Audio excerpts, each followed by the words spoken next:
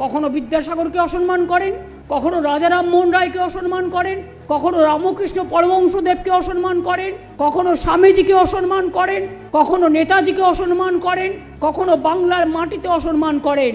আর সেই বাংলায় সব এজেন্সি দিয়ে গায়ের জোরে সব করায়ত্ত করতে চান।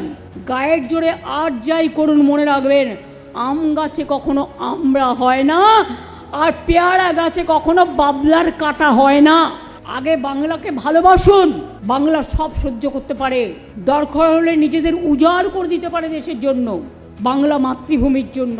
কিন্তু মনে রাখবেন ধন ধান্যে পুষ্পে ভরা আমাদেরই বসুন্ধরা কারো কাছে মাথা নত করে না। চিত্ত যেটা ভয় শূন্য, উচ্চ যেটা শীত, মাথা নত করে মানুষের কাছে।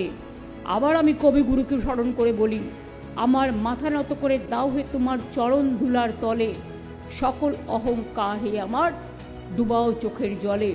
একমাত্র মানুষের কাছে আমরা মাথা নত করি, মাটির কাছে করি, দেশমাতৃকার কাছে করি, মায়ের কাছে করি, মাদারের কাছে করি, আম্মার কাছে করি।